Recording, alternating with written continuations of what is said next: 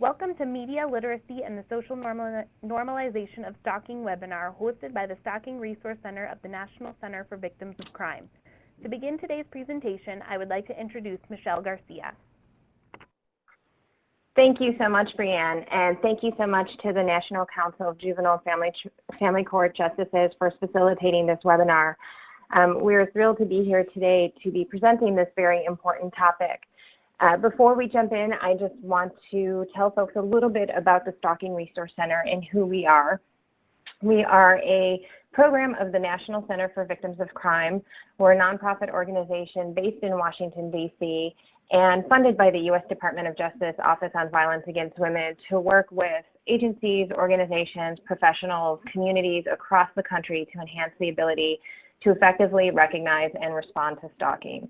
And so we are your resource on all things stalking. And if you haven't previously had an opportunity to check out some of our resources or our training, we do encourage you to visit our website and to see the different types of services and materials that we have to offer. Before we get into the content of the webinar, we would like to get a little bit of a sense of who is on with us today. So also to use some of the interactive features, if folks would please use the chat box first to introduce yourself, your name, first name is fine, the organization that you work with, where are you based out of, what state, and are there any other people watching with you? So please go ahead and just take a moment to use the chat feature and go ahead and introduce yourself so we can get a sense of who is with us today.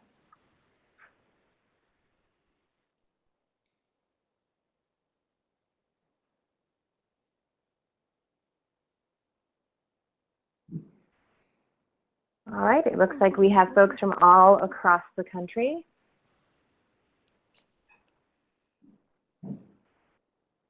Great, looks like some local programs, court services, colleges and universities, excellent.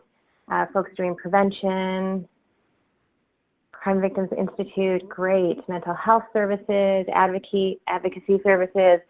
Well, it's great to see people from both so many diverse areas of this country as well as so many different disciplines.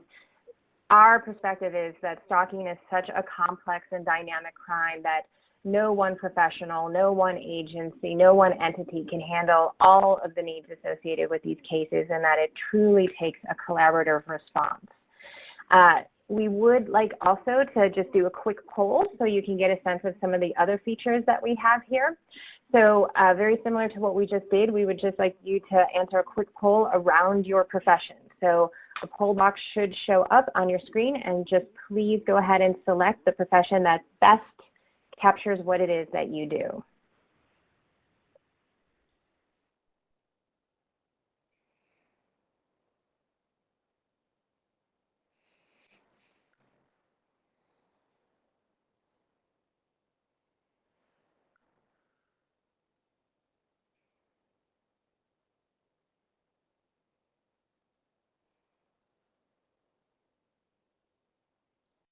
All right, thank you all so much for doing that. We would also like to thank very much the Office on Violence Against Women for their continued support and for partnering with us in presenting this webinar. Our webinar today is one that we are very pleased to present. When we talk about stalking and the many challenges that we face in addressing stalking across the country, one of the challenges we always identify is that stalking frequently is a very normalized behavior, that it's viewed as something that is either romantic or a joke or not a big deal or something that everybody does. And this normalization is often influenced by the messages from media about stalking and how it shapes how we think about it and how we respond to it. And in our conversations that we've had with people across the country, one of the things we came to recognize is that while we can talk about the influence of media, many of us have never been given the tools to effectively analyze and deconstruct media and how those messages shape how we look at things and how we move through the world. So we're very, very thrilled today to have with us Andrea Quijada, who's the Executive Director of the Media Literacy Project. Andrea has worked with the Media Literacy Project for the past 12 years. Her interest in media literacy as a tool for violence prevention stems from her 6-year tenure at Rape Crisis Center of Central New Mexico, where her work revealed clear connections between media and perceptions of sexual violence. Andrea is the co-creator of a statewide media literacy curriculum for sexual assault prevention for the New Jersey Coalition Against Sexual Assault, which was funded by the Centers for Disease Control. Please join me in welcoming Andrea Quijada. Great. Good afternoon. I'm very excited to have this conversation, and it's wonderful to see how many folks are with us today and from all across the country. And today we're going to get started. I'm just going to jump into it, and I want also folks to know that I'll be asking a lot of questions, and so get ready to use both the to continue using the chat box today, because I'll be asking a lot of questions, and this really will be an online conversation about all of the different video clips that we're going to be seeing. And I want to reiterate what was stated earlier, that we will be using a lot of video clips. So if you need to get off the phone or also get on your computer so you can hear those video clips, I really want to make sure you're able to participate fully. So before I introduce more about media literacy, we're going to take a quick test, and we're going to watch a video and listen to some instructions. And one of the instructions tells us to count, then it's going to be a little basketball game that we're going to be looking at. And some of you may have seen this clip before. If you have, then you already know the answer. But if you haven't, go ahead and pause and give room for folks who haven't seen it yet to also watch it for the first time. One of the instructions will tell us to count the number of passes that this basketball team makes. And to make sure that we all know what that means, my first question today is, what is a pass in basketball?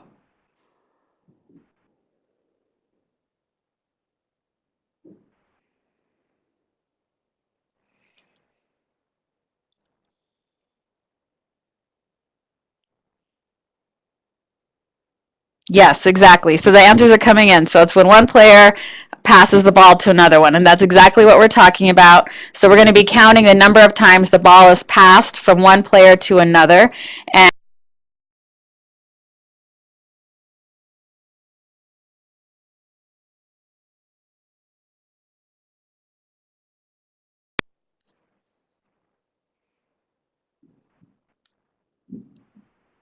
This is an awareness test. How many passes does the team in white make?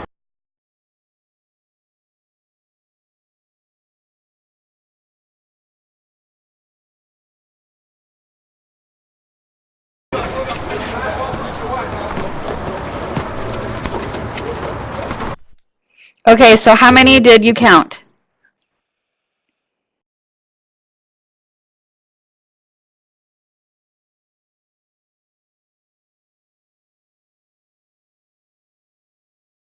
What it was? Somebody even lost count. Here we go. We're going to continue. The answer is 13. So the answer was 13. However, there's a second part of this test. But did you see the moonwalking bear? How many of you saw the bear? Tell me yes or no.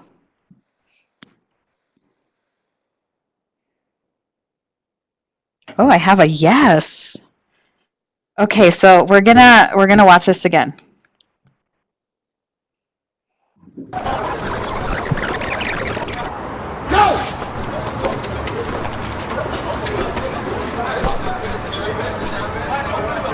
Do you see the bear now?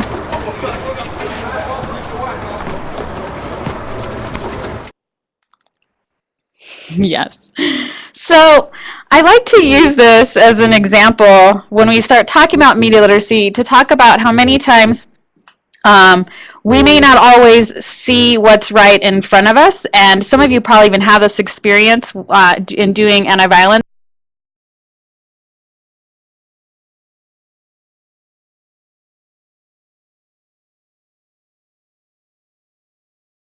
Haven't noticed. Let me know if you've ever had that experience where you're watching television and something comes on and you're like, that's not funny, or don't you see it this way, because we're watching it through a particular lens.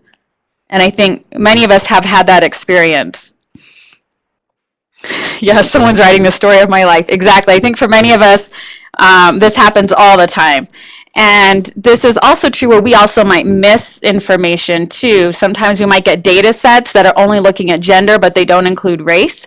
And so we're not getting the whole picture. So this is just a way to start the conversation around why media literacy is so critical, that we want to be able to get the whole picture, and we want to be thinking about and making sure that we bring people onto our teams that might see pieces of information that we can't see because of our perspective, because of our experience, and we want someone else who can see things in a different way that can help broaden our ability to understand how we effectively end violence in our culture.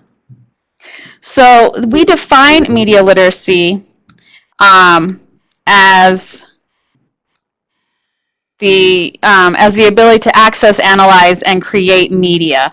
And that's what we're going to be talking about today, is that it's not just the analysis piece, but it's that who has access to different kinds of media, and how do we create media that also counters these messages that we receive. And so briefly about Media Literacy Project, the way that we do that, we work on multiple fronts. So one of the pieces that we do work on is we do work on media access, everything from fighting for net neutrality to ensure that we all have equal access to getting our messages out online, which of course has very real implications for those of us doing anti-violence work, because sometimes we have people that might be going online to access our information, and we need to make sure we need to have policies in place that ensure that our information is just as accessible as the for-profit sector. So net neutrality matters to those of us that are doing this work. We also fought really hard to support the Lifeline program, which is to make sure that everyone can have access to a phone, in particular low-income individuals and families.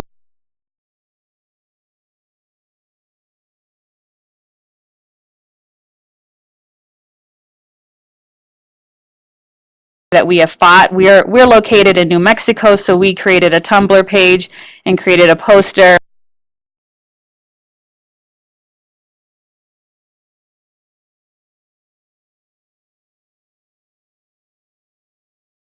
So for us, if we're serious about doing anti-violence work, from a media justice perspective and a media rights perspective,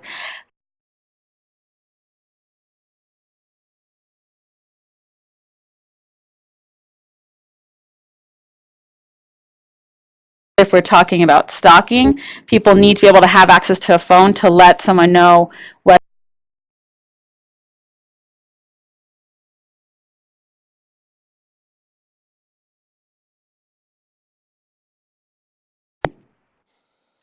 we also do a lot of analysis here at Media Literacy Project, as you can imagine. So we often comb through programs every week, looking at different clips and gathering information and seeing what's taking place in the culture and how is that influencing each of us, our communities and our families, and how we think, feel, and even vote on issues that are critical to our daily lives.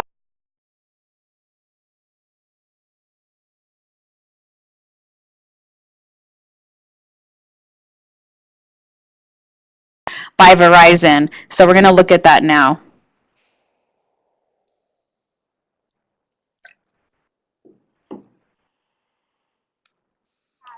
Air has no prejudice.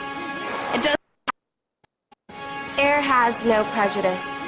It does not carry the opinions of a man faster than those of a woman.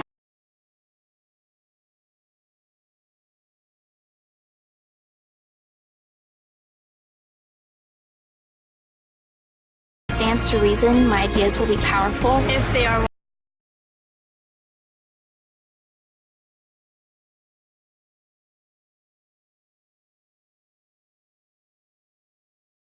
Okay, so how many of you have probably seen commercials like this every day?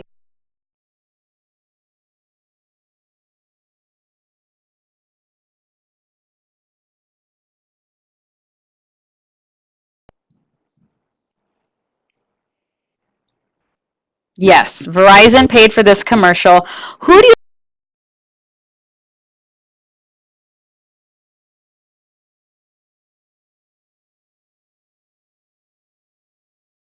and reach different market groups. But what market are they trying to reach in this commercial?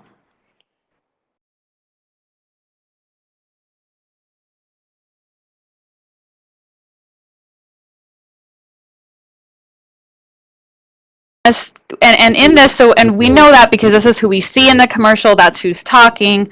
And more importantly, or another question is to say, what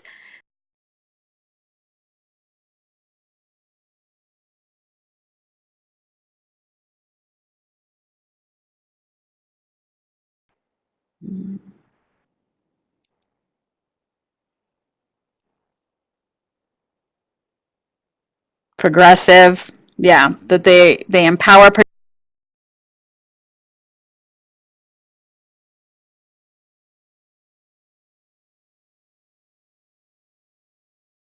expression, all of this comes up, right, when we look at this commercial.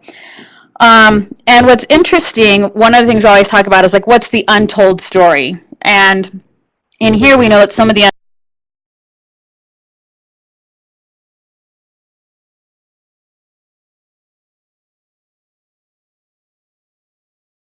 actual space, that even though it happens in the real world, if you just go online, it goes away. And most of us know that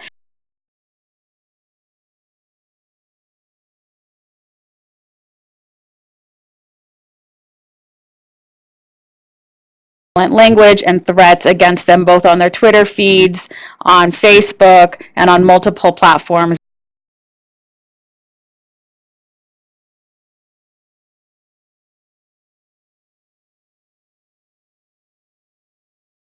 Came out of much grassroots reaction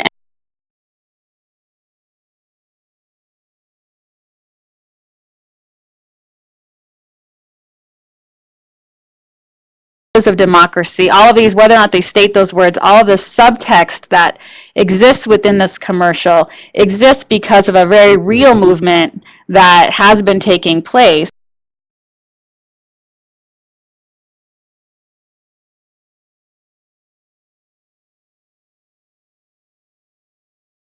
It's not the brand that's actually going to change what's existing in the culture. And so when we saw this commercial at Media Literacy Project, we had, as you can imagine, we had a response to it, and we thought, well, this is really interesting. This actually, and their frame, we also had a response to this framing of rule the air, that somehow air is meant to be ruled, when we believe and know that airwaves are public domain. And so from a communication rights perspective, we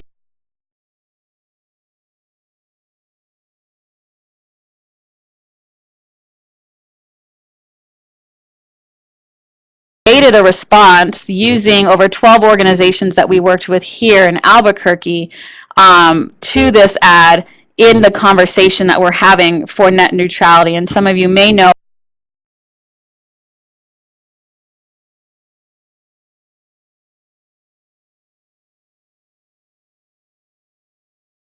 the video that we created as a response to that.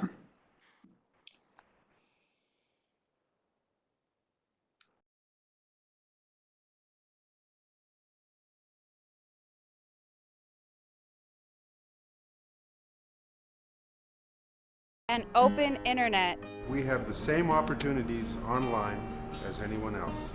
Without discrimination.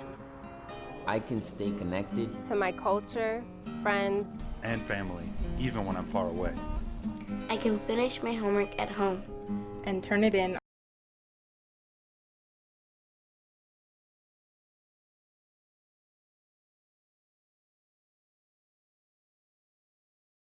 We don't need any company's approval to speak. We are 19 million strong online. Desde Nuevo México to New York. Estamos unidos.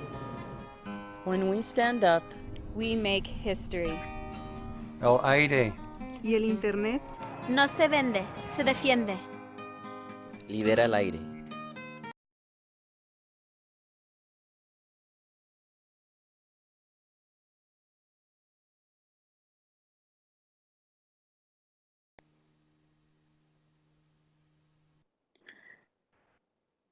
So when we talk about media literacy, for us, it's about being able to talk about access to the media, analyze what's taking place, but also create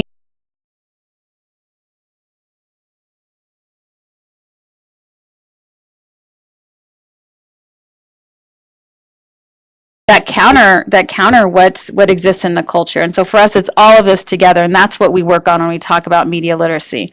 So we're going to go into another example, and I'm going to be asking you some more questions, and we're going to just look at another quick commercial. This one geared towards a different market audience, and we'll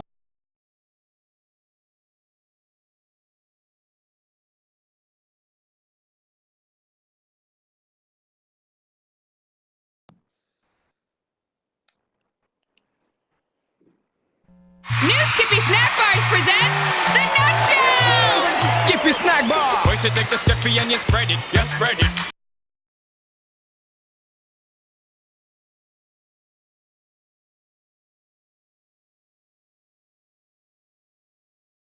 Same Skippy, that's what's in the bar. Creamy, did we say we love it? So silky, so smooth, it's delicious, delicious. Skippy Snack Bar.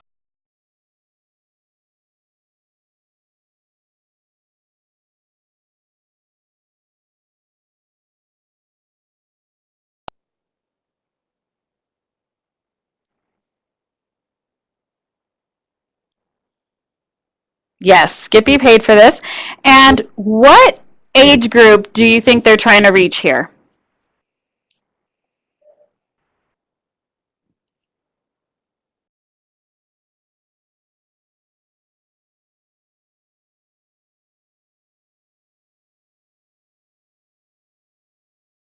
Teen youth in general. What is in this commercial that makes you think it's definitely for a young audience?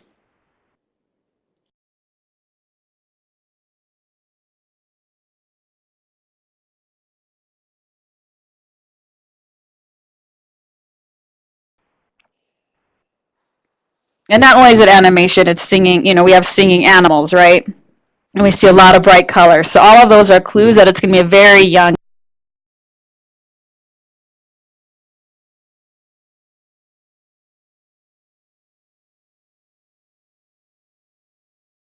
And I would say that they're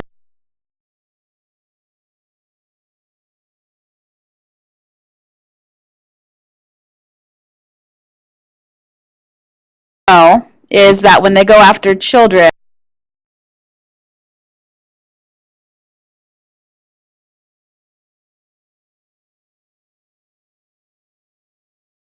you could hear the words, but in the song that they give us, and can I have that video back again?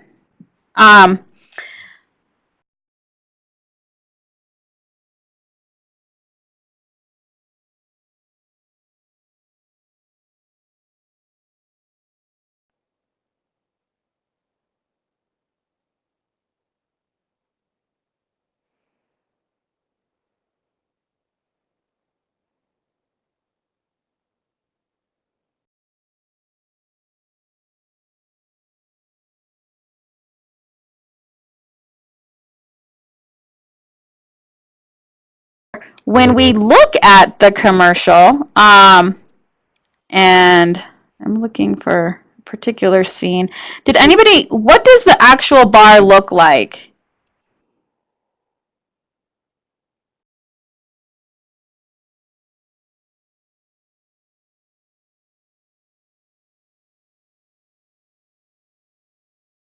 They called it a snack bar and not a candy bar.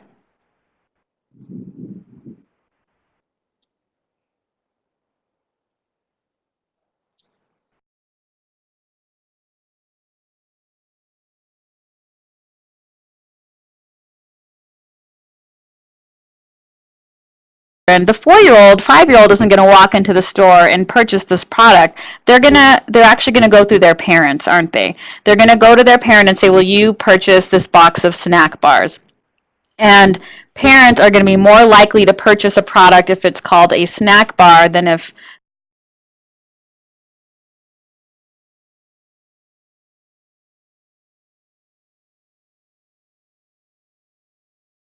work with young people, we also deconstruct both commercials that are geared towards them and then commercials that are geared towards other ages. Because it often also there's a perspective shift if someone's the target market.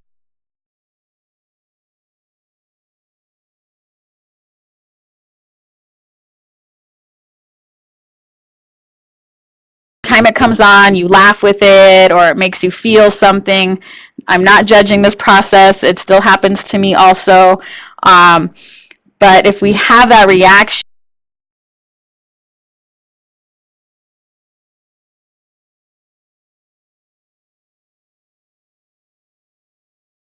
these basic rules and basic questions of deconstructing for examples where we're not the target market, to give us a little distance so that when we are the target market, we're able to employ those same skills and questions. So I can go ahead and close that one now. And so we're going to get into some of these concepts a little more deeply right now. And some of you may have seen this.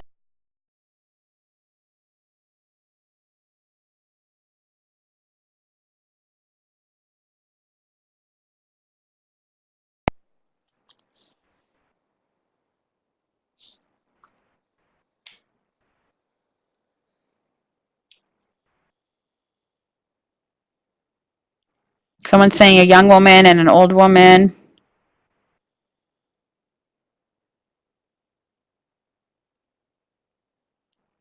Okay, sometimes people can only see one or the other, and that's fine also. I just want to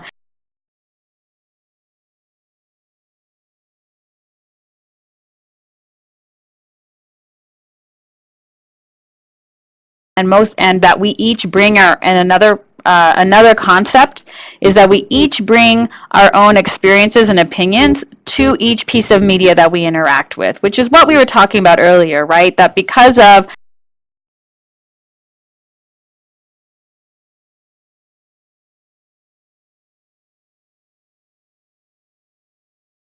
the way and all of that matters, and so it's important that we're able to bring that into the conversation when we're deconstructing media and allow for all the various perspectives to enter the space. And then we can also ask questions, especially for facilitating. If some of you are going to take any of this or integrate media literacy into your own programs,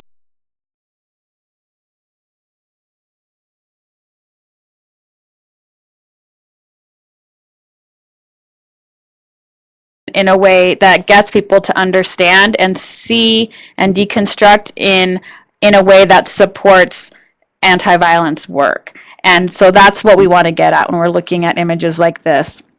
The next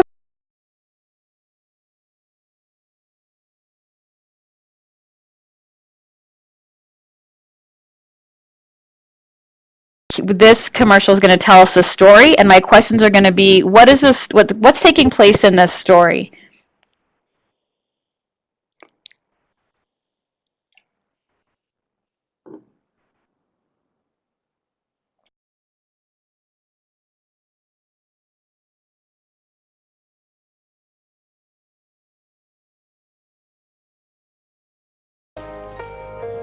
Your son is gonna be okay.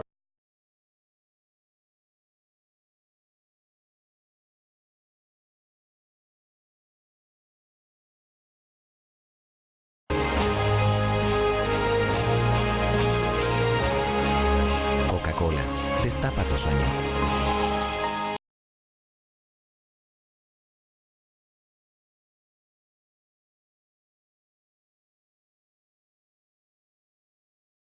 Where the characters, what do you see happening?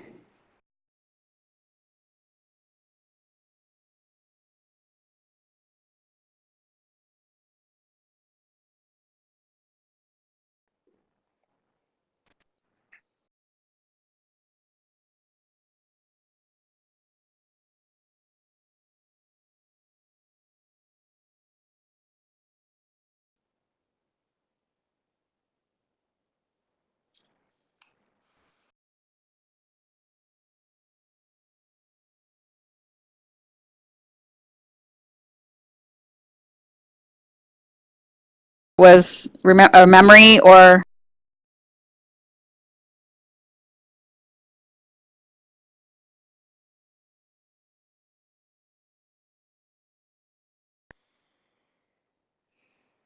So these are the various stories that we might, things that we.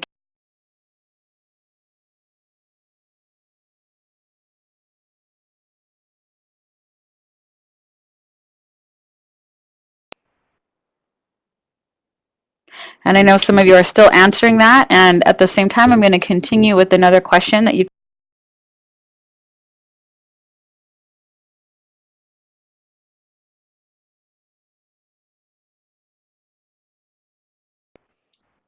What is the market that they're trying to reach here? Who is the group that they're trying to reach?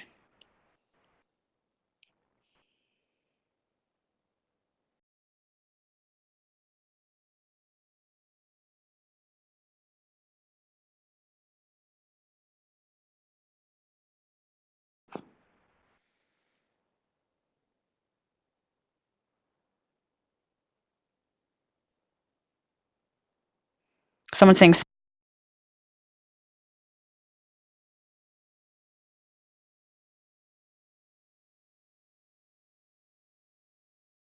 is used, and then English subtitles are used, right? So we have sort of this audience that we get the sense is probably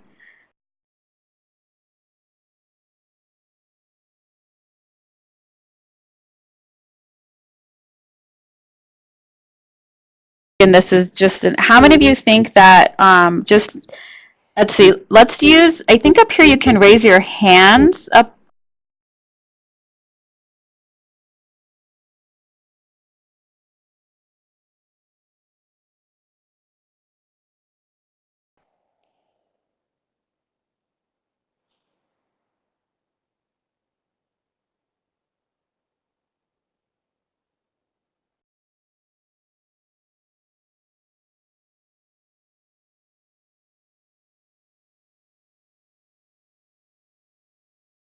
Top of your screen.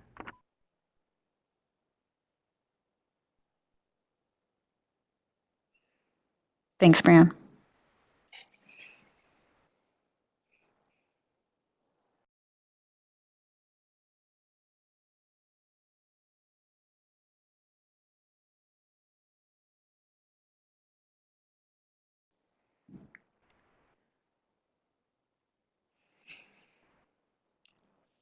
Yeah, someone's saying maybe he'd been working in someone else's yard. Okay, so I'm gonna show you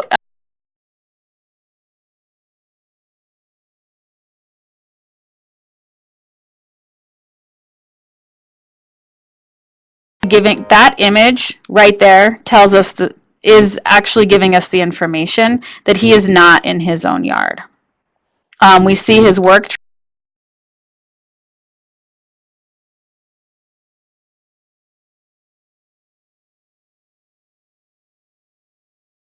where home ownership is implied.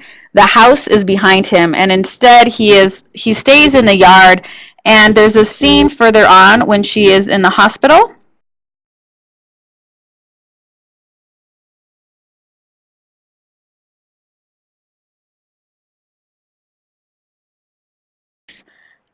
He never quite leaves that space. He's relegated to a particular space, and he's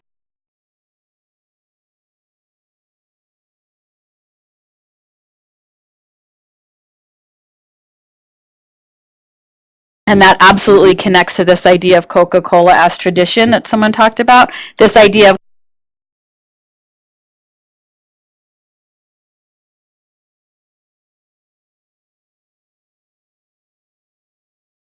thinking about. It's a very emotional story, and it's going to reach a very particular audience. And this is where media are their most.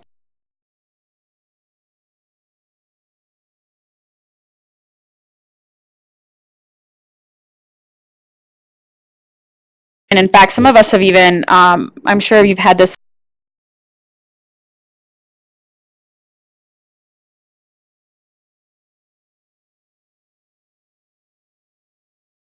This is what we're talking about when we start talking about how do we look at what's taking place on this emotional level.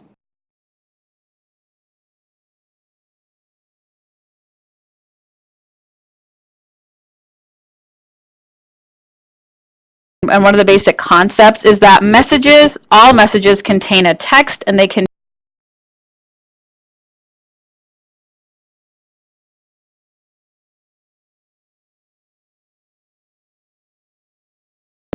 but in media literacy and visual literacy, we're talking about all of it. It's everything that we see in a particular image. So for example, this is the cover of what?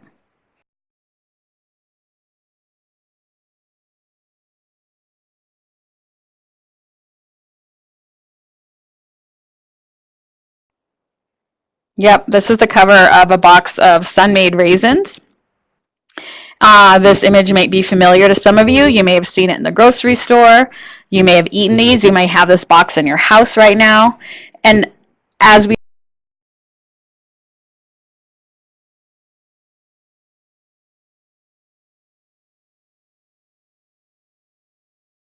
might say, ooh, gross, I don't like raisins at all, or that makes me think of kindergarten, or whatever it is that someone may associate with raisins. And then someone else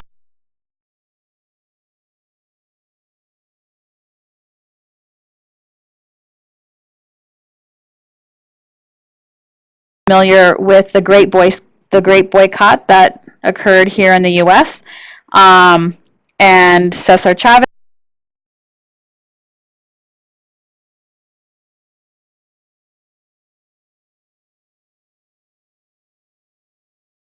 We would tell someone this is a red rectangle with what appears to be some sort of yellow circle with little white triangles, and in front of that appears to be a woman with very light skin, with a red bonnet, with a smile on her face, brown hair, white shirt. This is what I'm talking about when we talk about text. It's just giving the information. Subtext could be a happy person. So the smile is the text, happy is the subtext. So someone could say it's a happy, someone might say it's a happy white woman holding a basket of grapes.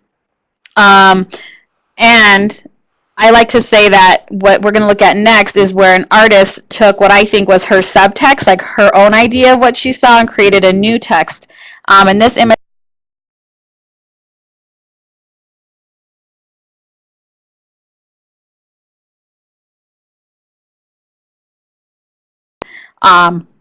and it says unnaturally grown with insecticides, herbicides, miticides, fungicides. And so here she's talking about the dangers of this work, and so again,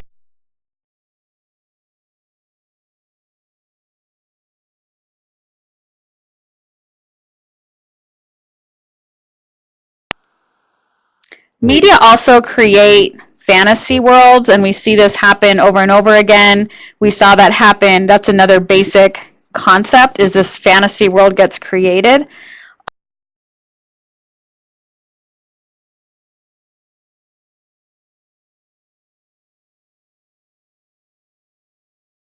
We do. And so the questions to always ask is, whose fantasy do we get to see often over and over again? Whose is it? Who does it serve? And that's another question that we can be asking ourselves in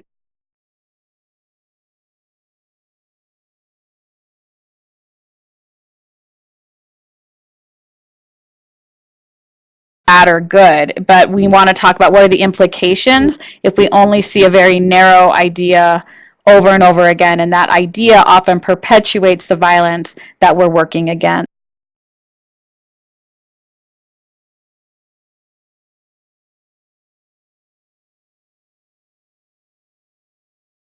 What I'd like to do is we're going to watch this on mute, and as we watch it, I just want you to look at the images and tell me and start typing what you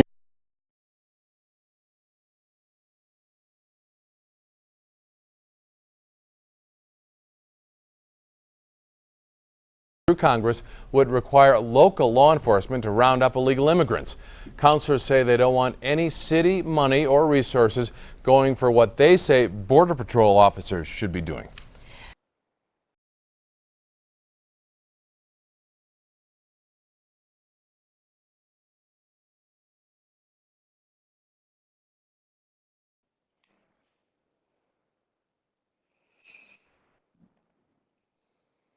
Okay, so I'm seeing immigration, deportation, that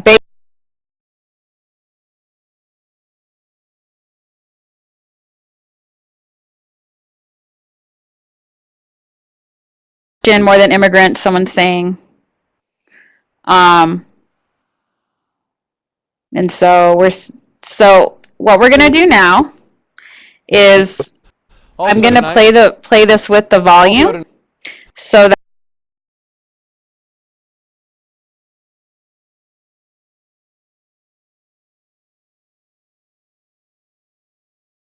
because he's referencing something that took place locally. This was taken from our local news. It could have been your local news. We see this over and over again in local news stories. So I want you to just really focus on what actually took place. Also tonight, counselors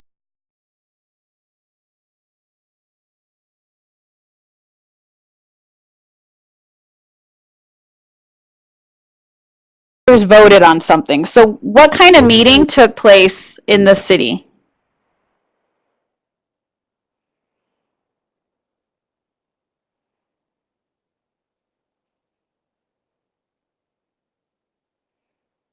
Yes, exactly. It was a city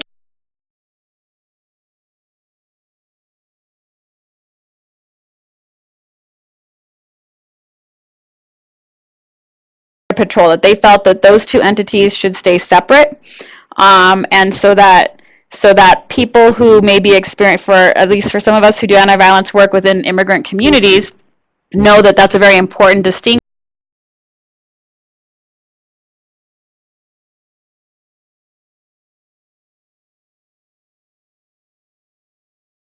Story was about. The story was simply about that the city council had a meeting and they voted to maintain that boundary, and yet the footage that we see doesn't tell us anything about that story. What could we have seen if they wanted us to know that there had been a city council?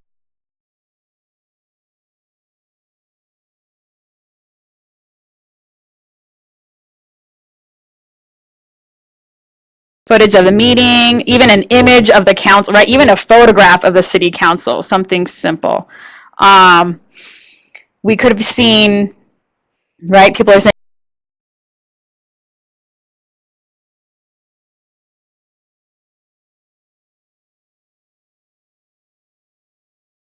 room. And how many of you, if you can just do the raise, show your hands up here. If you look above that, you can see the little hand raise. How many of you, just quick show of hands,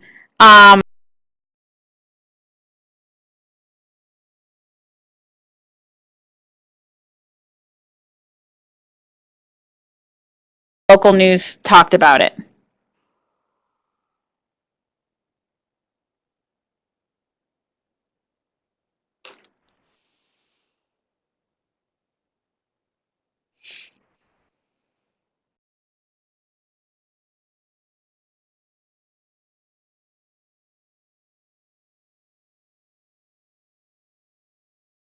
If it's an issue that we understand well, we understand when the frame isn't accurate, when the description or even who they've chosen to interview wasn't the most helpful, and this happens over and over.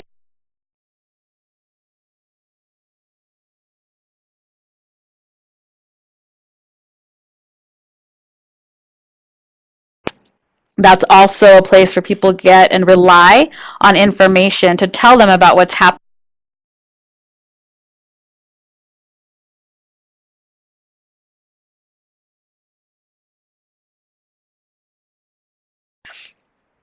We're going to go.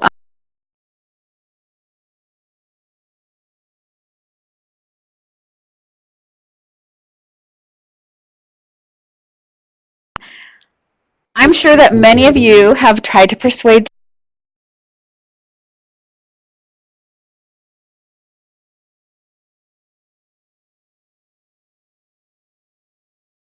a coworker, a child, a friend.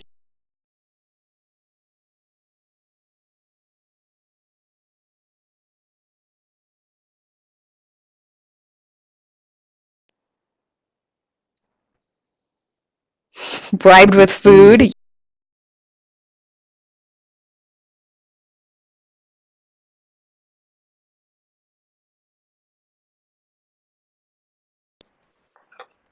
Use something that's meaningful to that person.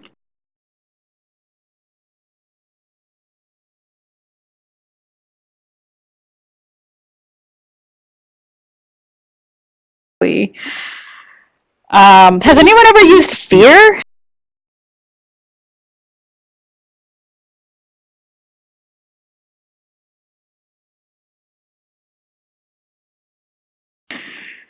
Okay, so a lot of us are familiar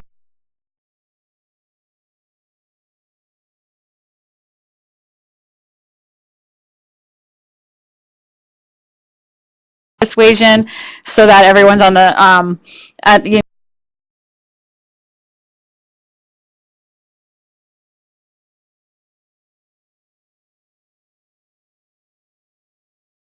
and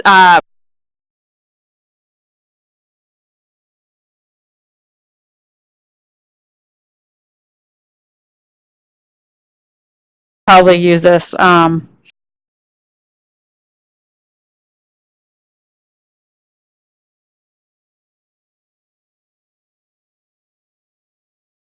Overstepping boundaries.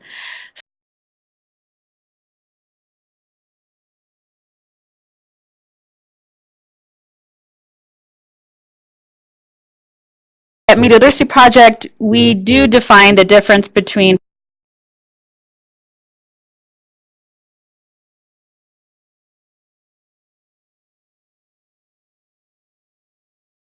for you, right? It's usually about trying to get someone to do something in their best interest, and that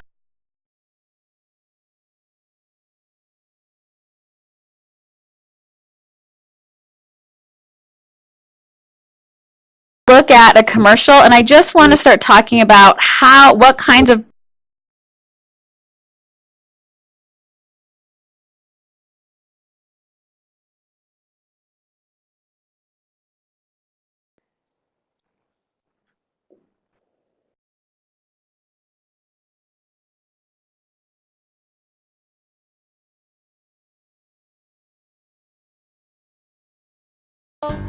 This is a time.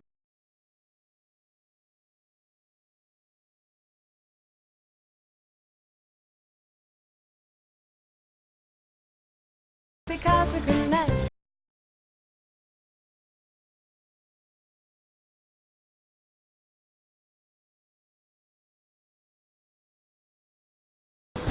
There's never a cloudy day when you're by my side. People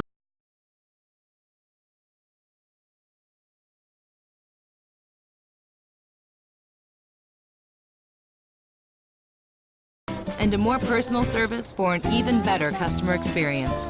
Introducing CenturyLink. over the hills.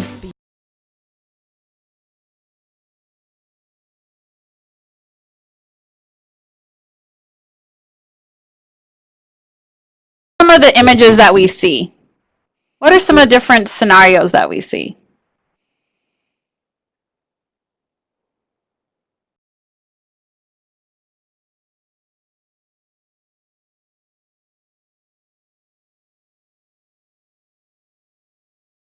Parents and children playing. Ah, we're seeing happiness. Okay.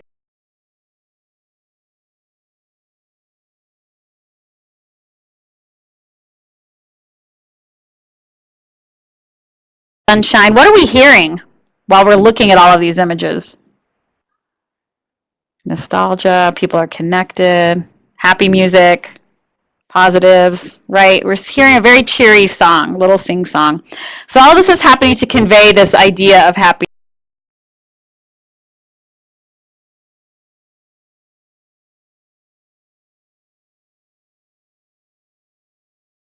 Subtext, right?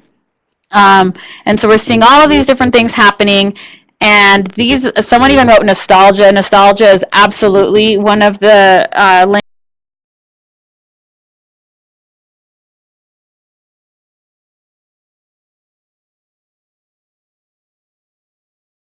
people. As people said that, we're seeing all of these different scenarios. That's the technique of everyday people.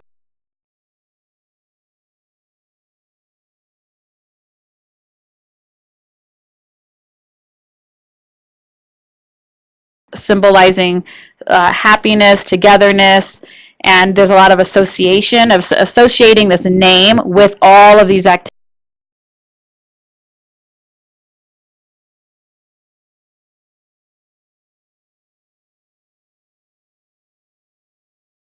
Where dad comes home. I don't know if you noticed, but here we definitely see the difference between when someone owns a house and when they don't.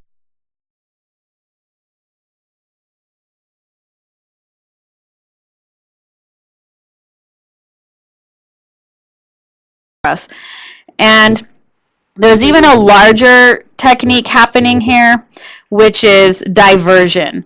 And I want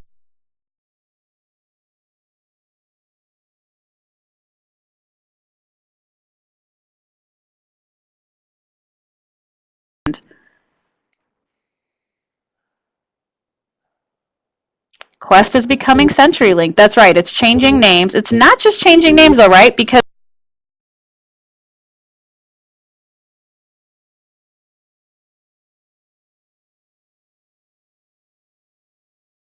mergers often end up with job loss, right? In fact, that's why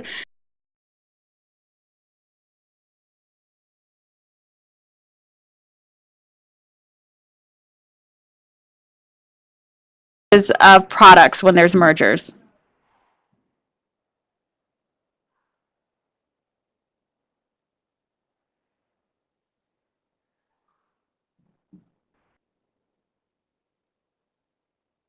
Yeah.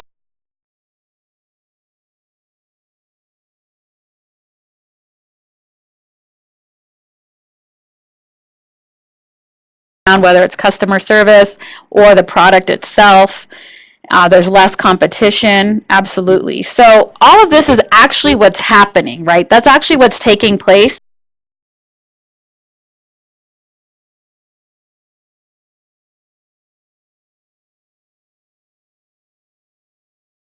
Commercial, that's all happening at the same time. And that technique is diversion, because they're really saying, like, look at the Slinkies, look at the Slinkies. And meanwhile, all of these other issues are happening and are taking place at the same time, right?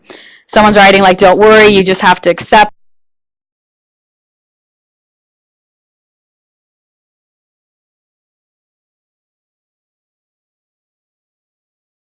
This language that we can use to really break down and identify all of these different techniques of persuasion. We're going to go ahead and go now to the OnStar video.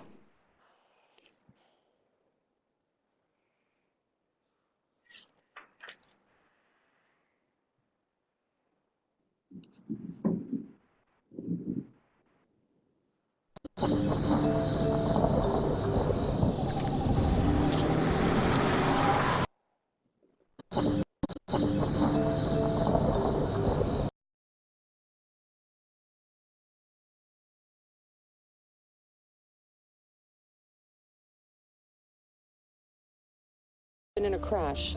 I'm contacting emergency services. OnStar reporting a front-end crash on Wakefield Road. Airbags deployed. Injuries reported. Can you respond? Ma'am, help is on the way. Okay, I'll stay on the line with you till they get there. OnStar, part of Chevy Total Confidence. Okay, so what's happened in this commercial? What's taking place?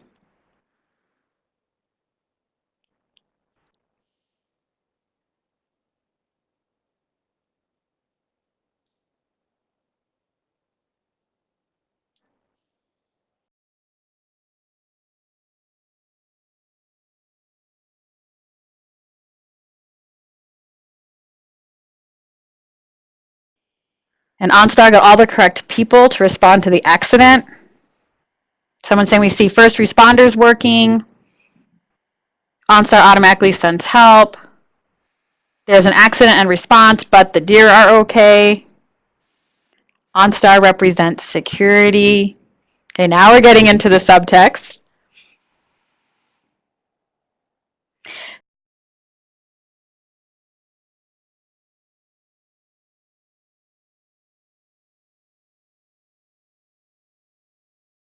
surveillance technology. And we're pretty much, OnStar is telling us that what could happen to us if we don't have OnStar? What could happen? Right, if you're a working woman and alone, OnStar can provide security. It's making us afraid.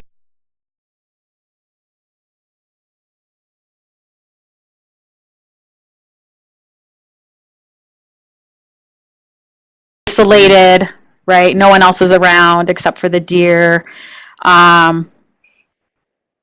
And someone is writing, well, we could have privacy if you wanted to take that chance, right? So there's this very clear marketing of surveillance technology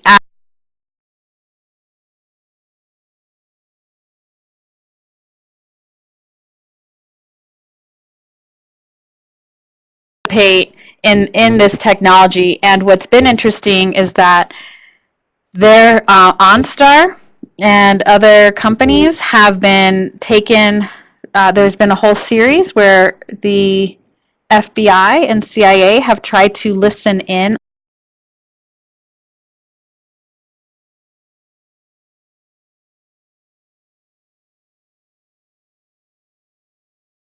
can listen in. It could be set up that they could listen in, although OnStar says that if that were to happen, you would know that it was happening because you would be told that someone could listen in. So I just say all of this when we start talking about ideas of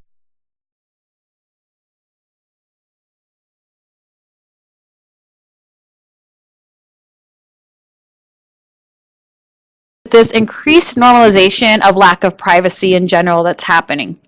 And some of us are participating in ways, right? Some of us might be on Facebook, we might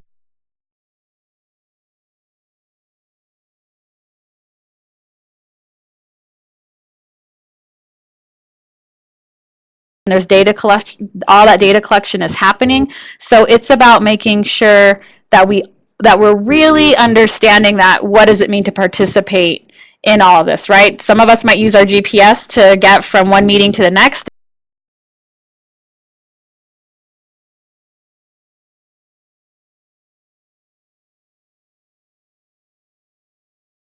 Information being tracked, just because they don't want to give up that privacy. So it's all of that needs to happen. We have to start having that conversation as we look at surveillance technology, both just how it exists in the culture and then how it's being used right now within the context of stalking and violence, right, in our communities. So we're going to shift now to looking specifically at more examples.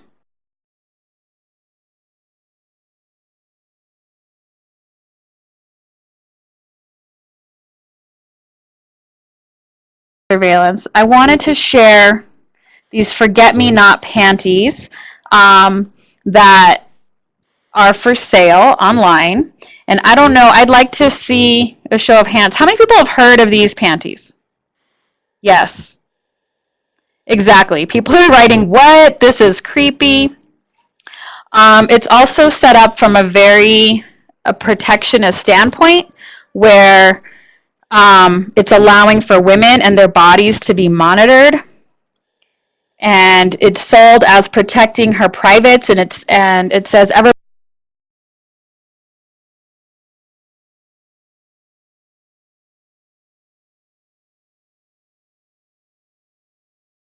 and women's bodies, and it says make sure you will never be forgotten.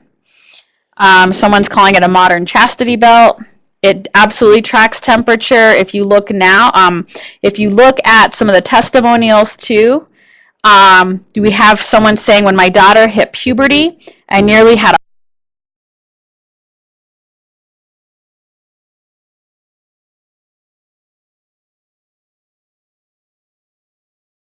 the testimonials are all by men, and the price is it is scary. It tracks and it tracks, I don't know if everyone saw it,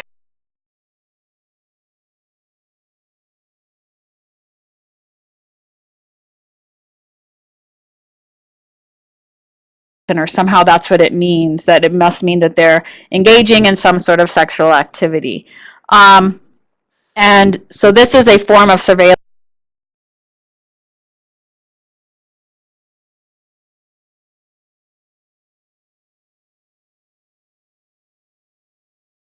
is ridiculous. So we have someone really profiting, continuing to profit off of this monitoring on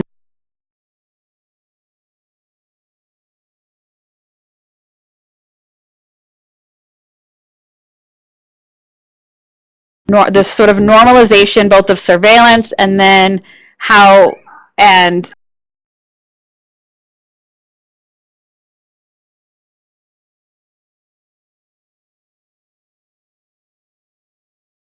that that this idea of surveillance is just what we do, which then can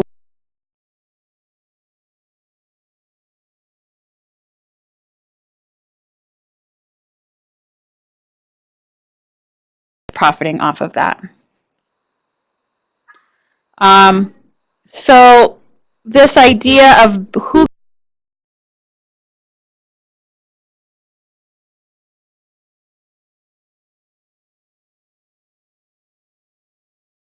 ad by Virgin Mobile.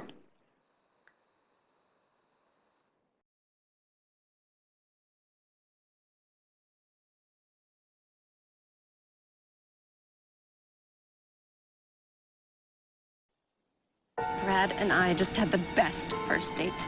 I think he's the one. And now, with my Android-powered phone from Virgin Mobile, I can email the pics I took.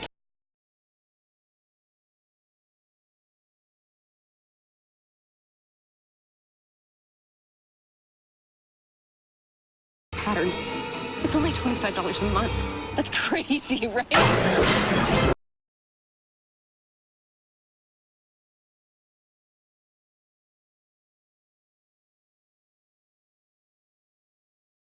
Okay, so we know Verizon paid for this, and the story is she tells us that she's just got on a first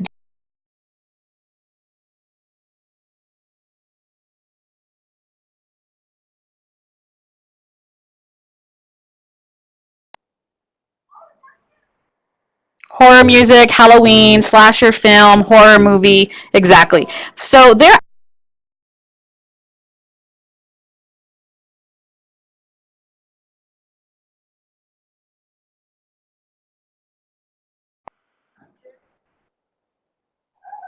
right, she's a psycho.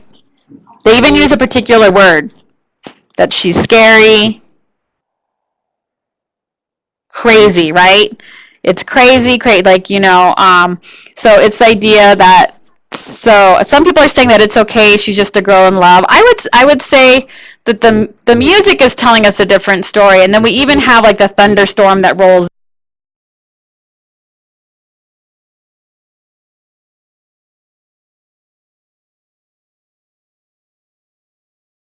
here, as instead of, and yes, we can actually we could spend time deconstructing that also. But there's this message here that that it's also creepy that it's happening, and I say that because I want to look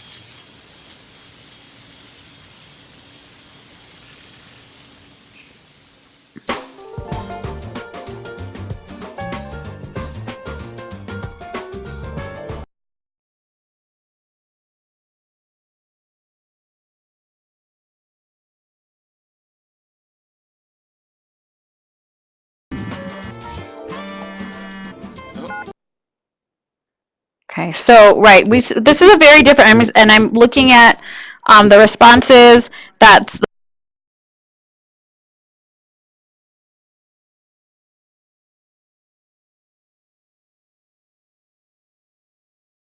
and the other commercial, the camera really stayed on the person that was doing the watching. We saw one image of the man like sort of far away at the beginning, and that was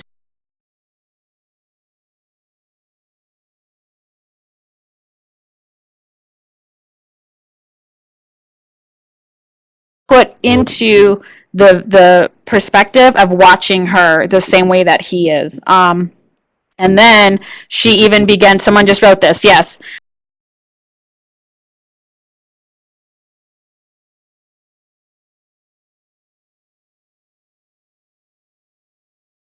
That women are to be looked at and to be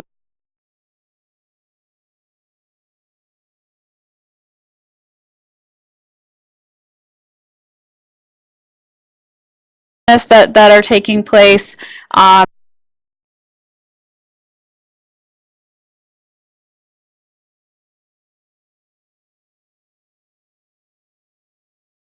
They are victims because it's seen as that either it doesn't happen or that it's not as serious.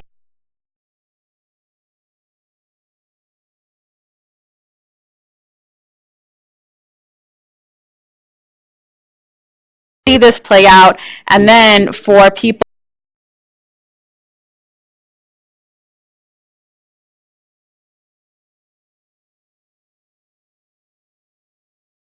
when we start thinking about what's in the culture and what are the messages that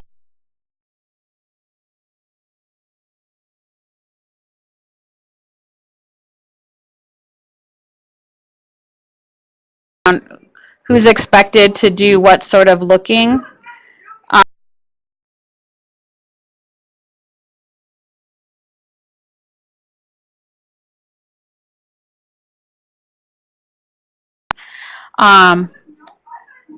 So I want to go to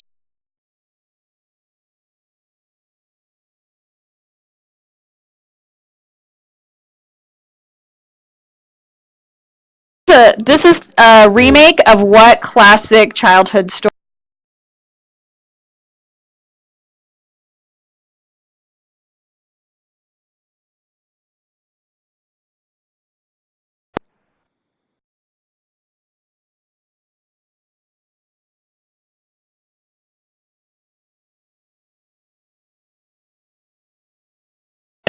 and what's happening to Little Red Riding Hood in this story?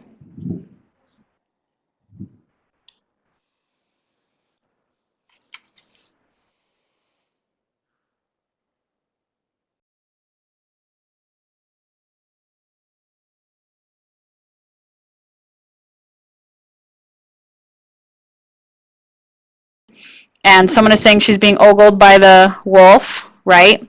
Who are they trying to sell this car to? Let's come back to all the questions we were talking about.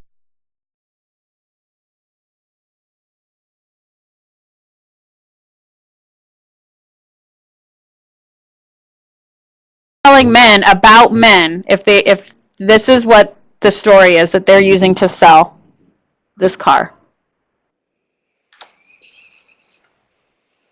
You're in charge, they're predators, women are victims.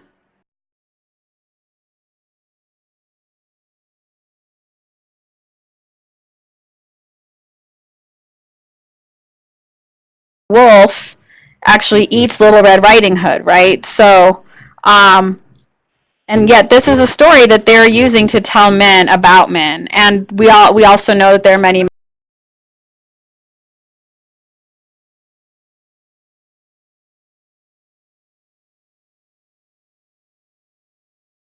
if a woman's car breaks down, she doesn't know how to fix it.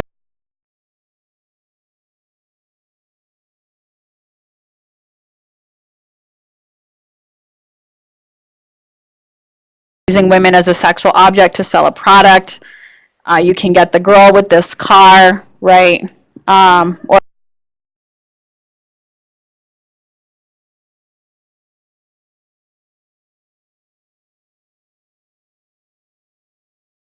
But it's important that we start having this conversation around what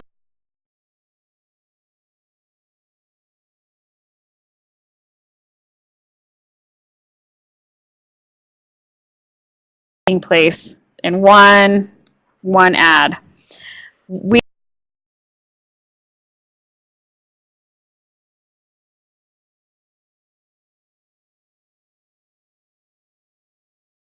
the response that happened, but this said some call it stalking.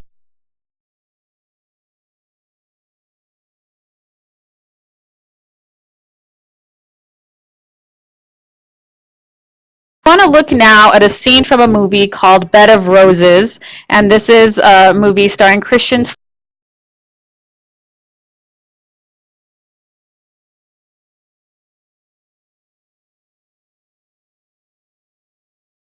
movie, and he decides to, he sees her one day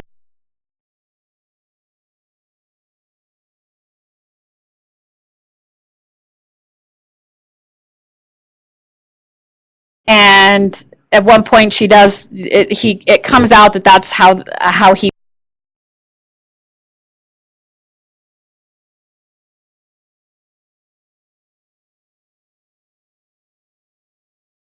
movie, and in this clip she's just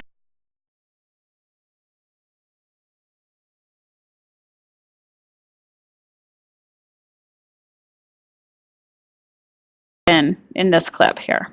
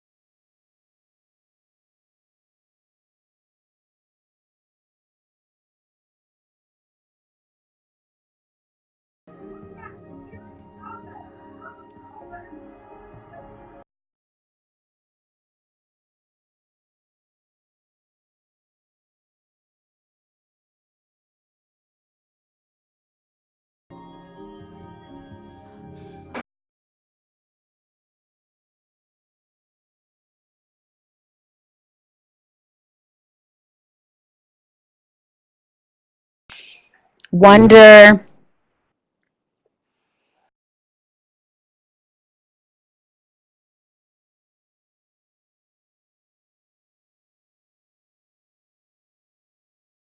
up, she goes to her window, and what's happening?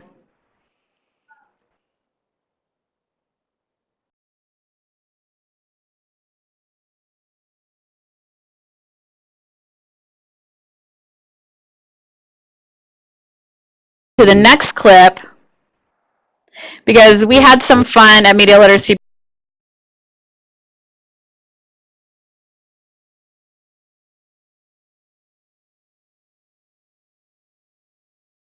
about the importance of filmic technique.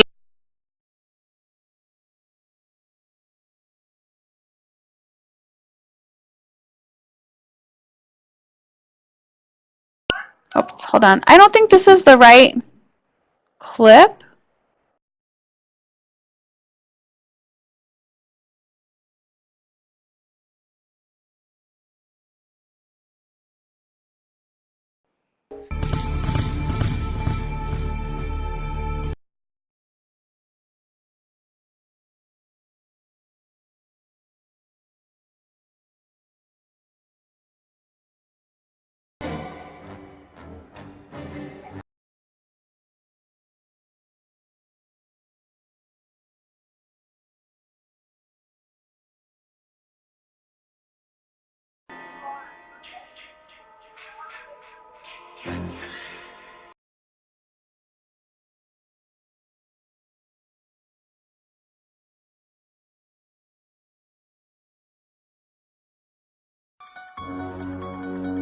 Right, so people are saying suspense.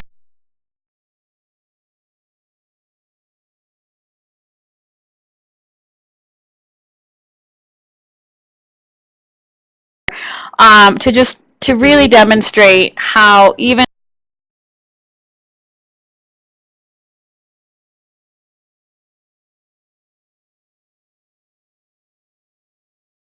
directors wanting us to think or feel about a particular situation.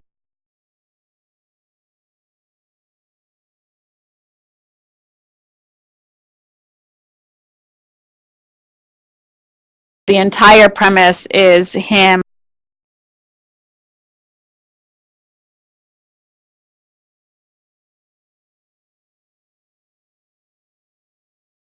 and I'm sure many of you have your own lists too that of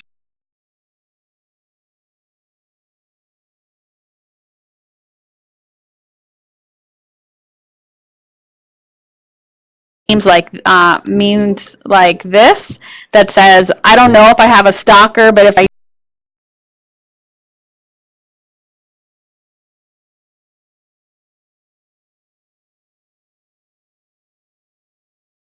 turning it into a joke.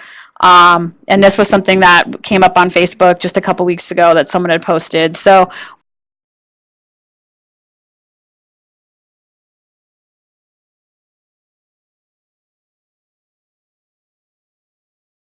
violence, but it's sold to us through products. So we have like fear of being hurt. And it's about how this is all for deodorant and how you can just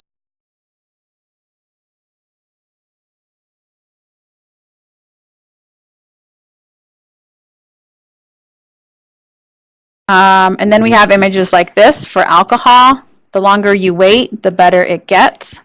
And again, each one of these we could spend a lot of time with. I just wanted to show them as examples.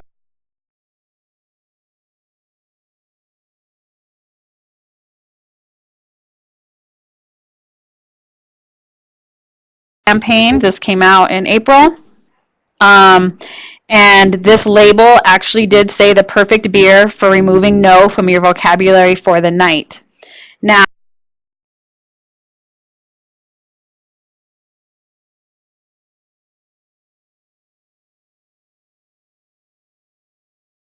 boys and men to just do whatever they want, right? Like, so that, you know, jump off the cliff instead of saying no, that you would do it. And to me, I think back to the old woman and young woman here, that somehow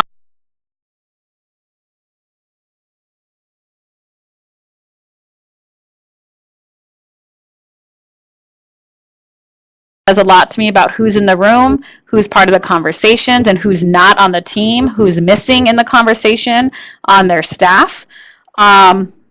And the company says that they missed the mark and they would never condone disrespectful or irresponsible behavior, which is also interesting for those of us that have watched Budweiser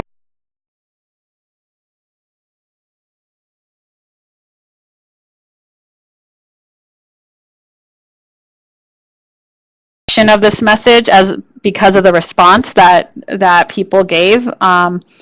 But again, they only saw the creation of this message from a very, very narrow lens.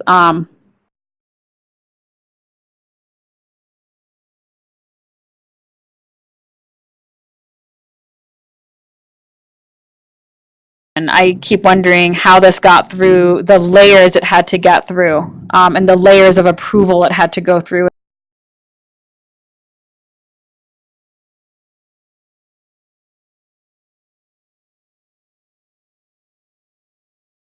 It's really critical that we talk back and take action when our media does not support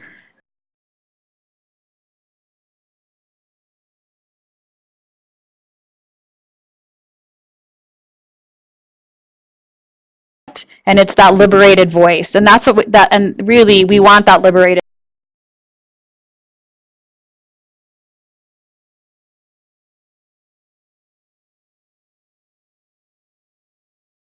that we do that at Media Literacy Project is we have a counter ad contest every year where young people can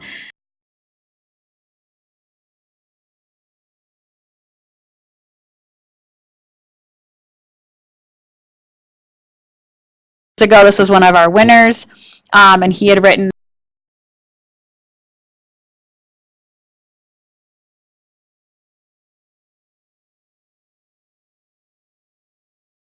ad in particular because guests as a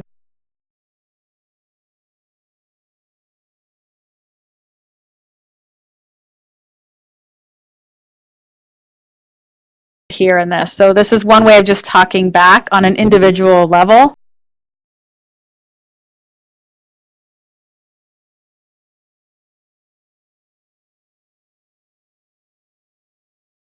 This was the Victoria's Secret put out this sexy little geisha, which was both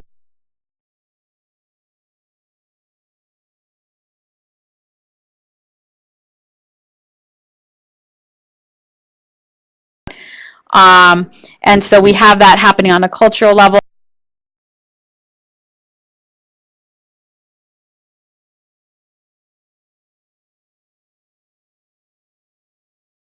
2012 online, but the open letter that was written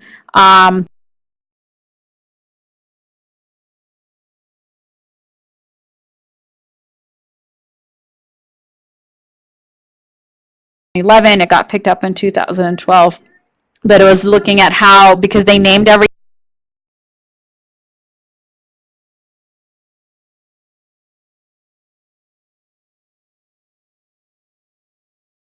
how the sexualization of Native images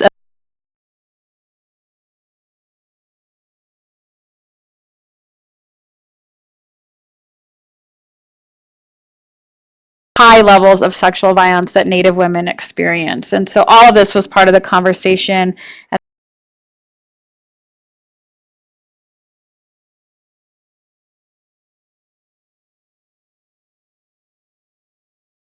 Happening with that.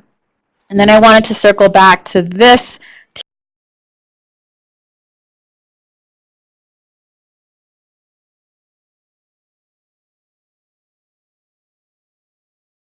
So there was not an online response.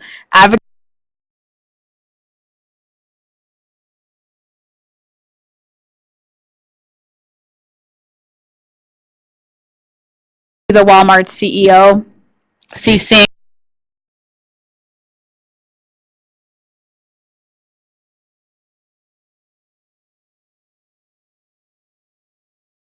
so while they never received a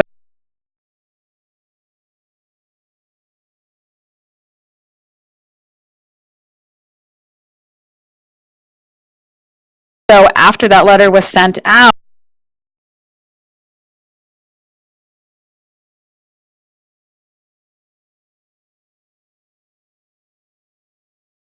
stores with a different label on it because the brand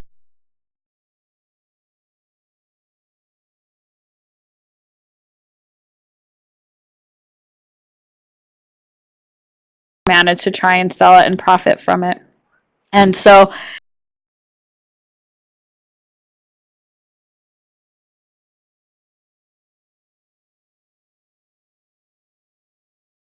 we start talking about media literacy, it is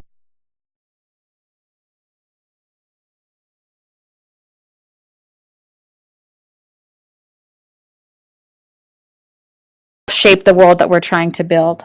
Thank you.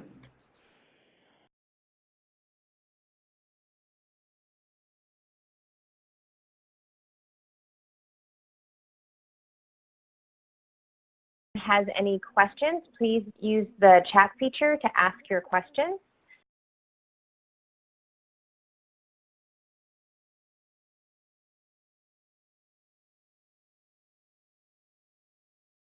On the screen, and she has said you may contact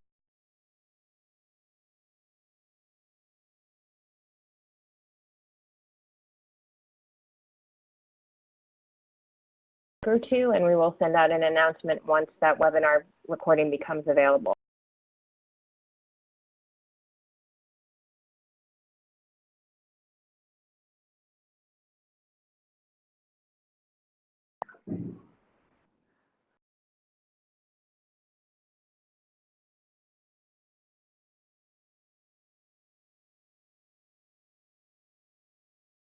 Email me if there's something specific that you needed. I might be able to send that to you, but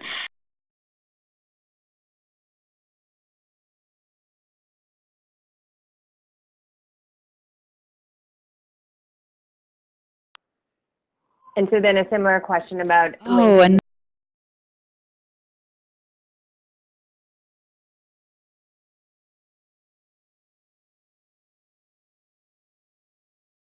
yeah, that's what I was going to say. I think for some of these, you could just Google. Some of these, I think, are some on your website?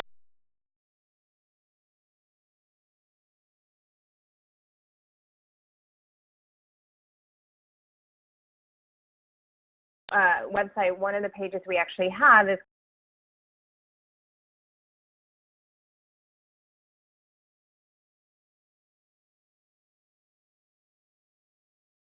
whatever it is that normalize stalking behavior. And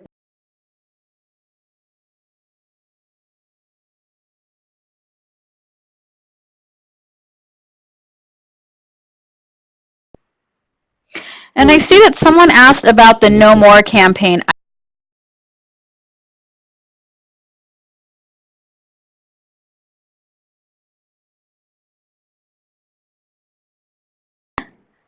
That if the campaign is simply about getting the word out,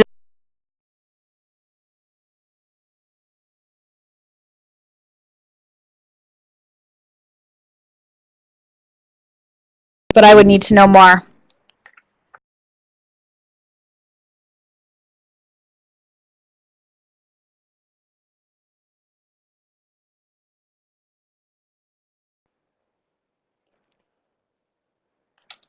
so there's another question, but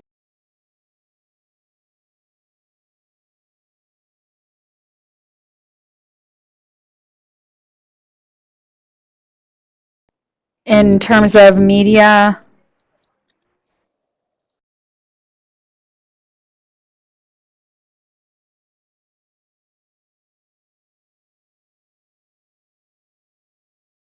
laws can't.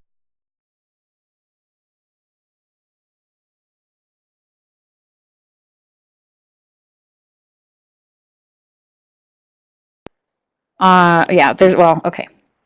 There's a larger conversation in that.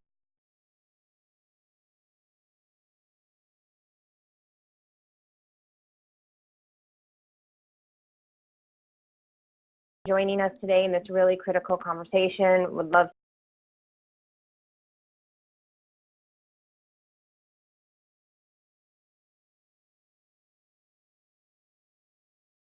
the webinar at this time, and a link should open where we would ask if you would just take a moment to